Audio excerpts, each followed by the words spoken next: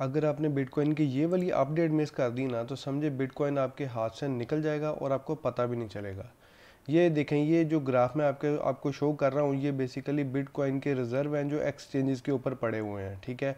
और ये 2021 से लेके 2023 के जो लेटेस्ट जितने रिज़र्व पड़े हुए हैं कॉइन्स बिटकॉइन के पड़े हैं एक्सचेंजेस के, ये उसका ग्राफ है। अब आप ये देखें 2021 से जो रिज़र्व हैं एक्सचेंजेस के ऊपर ये कम होते जा रहे हैं और हर साल ये रिज़र्व कम होते जा रहे हैं। और ये देखें इसकी जिस तरह प्राइस ऊपर जा रही है, अभी इस टाइम बिटकॉइन की प्राइस $34,212 पे है। और ये ब्लैक ग्राफ जो है ये बिटकॉइन की प्राइस को रिप्रेजेंट कर रहा है, ब्लू जो है बिटकॉइन की सप्लाई को या बिटकॉइन के रिज़र्व को जो एक्सचेंज के ऊपर जितने पड़े हैं वो उसको ये रिप्रेजेंट कर रहा है। अब आप ये देखें बिटकॉइन की प्राइस जिस तरह ऊपर जाती जा रही है, इसकी सप्लाई एक्सचेंजेस पे कम होती जा रही है, ठीक है। तो ये भाई जितनी इसकी प्राइस ऊपर जाएगी उतनी एक्सचेंजेस से लोग बिटकॉइन को उठा लेंगे।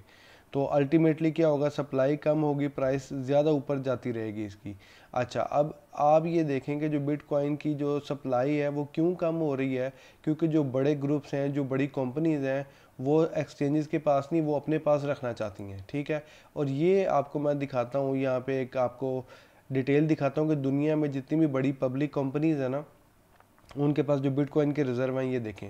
सबसे ज़्यादा माइक्रो स्ट्रेटेजी जो माइकल सेलर हैं जिनके सीईओ, उनके पास 1,58,000 बिटकॉइन उनके पास पड़े हुए हैं, ठीक है। दूसरे नंबर पे मैराथन है, तीसरे नंबर पे टेस्ला के पास भी 10,725 बिटकॉइन की होल्डिंग पड़ी है, ठीक है। तो इस तरीके से ये देखें, ये सारी कंपनीज के पास जो पब्लिक कंपनीज है ये उनकी होल्डिंग है बिटकॉइन में। अच्छा, उसके बाद आप देखें अगर कंट्री वाइज देखते हैं तो सबसे ज़्यादा बिटकॉइन इस टाइम अमेरिका के पास है, दूसरे नंबर पे चाइना के पास है, फिर यूक्रेन है, एल साल्वाडोर है, ठीक है, फिनलैंड है, बाकी कंट्रीज़ है, लेकिन सबसे ज़्यादा अमेरिका के पास है और फिर चाइना के पास है। अभी आपको पता है चाइना ने माइनिंग बंद की हुई है, और अगर चाइना में माइनिंग शुरू हो जाती है तो ये चाइना यूएसए को भी क्रॉस कर सकता था, ठीक है। और इसके अलावा ये जो जितनी भी प्राइवेट कंपनीज हैं उनमें सबसे ज़्यादा एमटी गॉक्स के पास 2 लाख बिटकॉइन की जो है होल्डिंग पड़ी हुई है, ठीक है।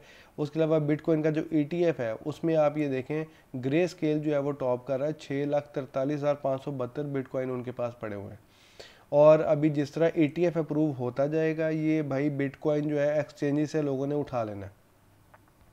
और जब बिटकॉइन एक्सचेंजेस से लोग उठाएंगे, एक्सचेंजेस के ऊपर रिजर्व कम हो जाएंगे, एक्सचेंजेस के ऊपर सप्लाई कम हो जाएगी और प्राइस ऊपर जाती रहेगी, ठीक है। और इसीलिए लोग कह रहे हैं कि बिटकॉइन की जो प्राइस है $1 मिलियन तक भी जा सकती है।